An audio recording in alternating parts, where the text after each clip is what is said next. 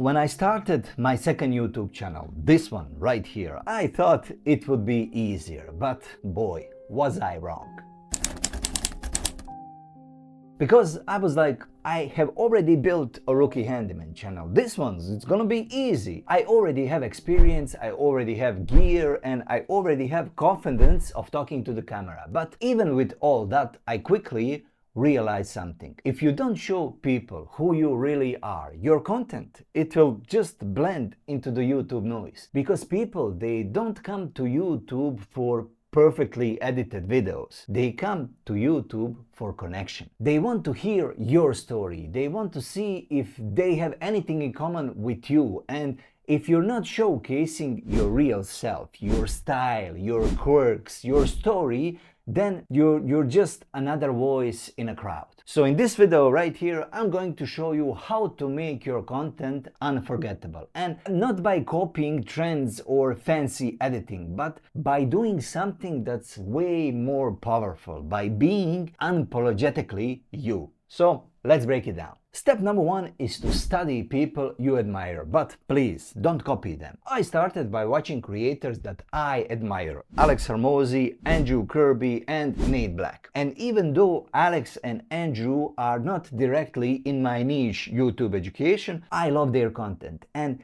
instead of copying their filming and their editing style, I just asked myself, why do I actually like watching this person? What makes them feel real to me? And how do they present their ideas in a way that it sticks? For example, Alex Hormozi, he has these 1 hour long, highly edited YouTube videos, and he guides you through some process that you need to do in order to have a better business. Andrew Kirby, he implements storytelling and he shares his personal experience in a way that you feel connected to him. And Nate Black, don't get me started on this guy. He goes so deep into analytics and statistics of YouTube, sorry about that, that you actually feel like you just finished a YouTube college after watching one of his videos. And here's one common thing that each one of them have in common. Each one of them owns their story and they own it unapologetically. So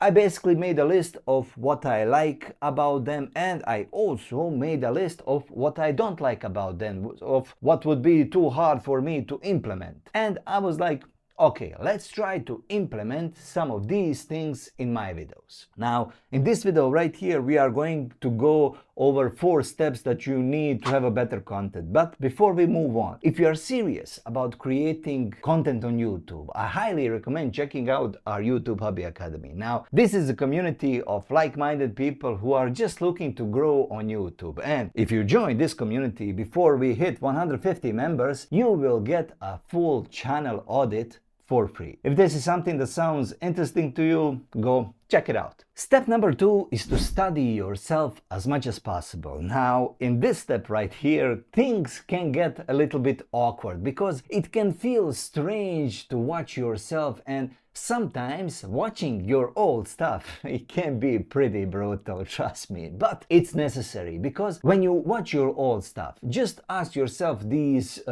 3 questions. Does anything stand out in this video? For example, I'm gonna play you one video from my Rookie Handyman channel, and this video actually has 1.2 million views. And I'm just gonna hear how I'm speaking in this video. Let's just play it. Hey guys, welcome to the how-to channel. Have you ever wondered how to extend or how to cut these elements? Now, in this video, I'm trying to speak a little bit louder, and I'm trying to speak in this high-pitched tone, and I have no idea why I was doing that, and it basically looks like I'm screaming at my audience. And this is something that I have seen that was not okay in my videos, and I was like, okay, I need to correct it and I need to implement it a little bit different in my next videos. Question number 2, where do I get bored with myself, with watching myself in my video? And this is something that actually this retention graph on your video can show you also pretty nicely. Just watch where this graph drops off and investigate your video. Why did this happen inside of your video? Was it something in the tone of your voice? Was it some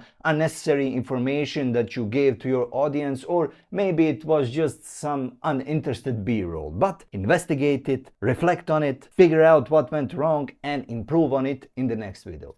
And question number 3 is basically to ask yourself, where do I feel good while watching myself in this video right here? You want to find those places and you want to replicate them as much as possible in your next video. And you also want to try to remove everything you don't like from your last video. Step number 3 is to set up the right environment. And by this, I mean, when you look at me right now, I kind of give you this vibe of content creator, right? I have my office right here. I'm making a headshot video. I have this big light here. I have all these background lights. I have this YouTube Hobby Academy. Everything looks kind of professional, right? At least I hope so.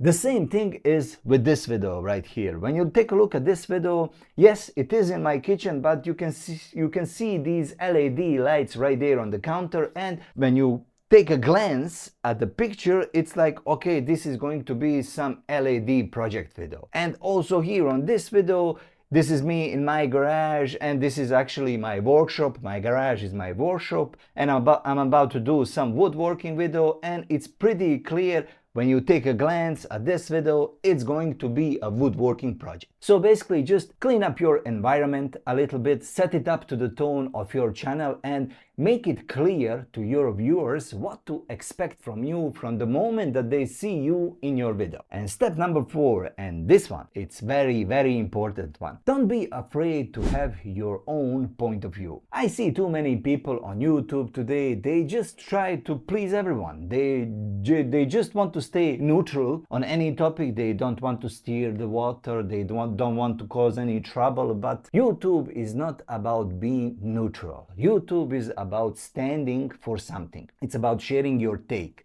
your experience, your knowledge around some specific topic that you have knowledge about or that you are interested in. By doing this, you are not trying to go viral. You are just trying to earn some trust from your audience. And trust me, people can see when you are talking from experience and from something that you stand for, and also they can easily see when you just make stuff up right there on the spot. Trust is very hard thing to earn, but it's so easy to lose. So stick with something that you believe in and your audience will believe in it also. If this video helped you to think about your content in a new way, well, that makes me very happy. And if you're feeling stuck or overwhelmed and you just want someone to walk with you on this YouTube journey, join us inside YouTube Hobby Academy. We help beginner YouTubers turn their passion into income, and we make sure you don't have to do it alone, because I have made over 250 YouTube videos all alone, and in this video right here I tell you all about 10 brutal truths that I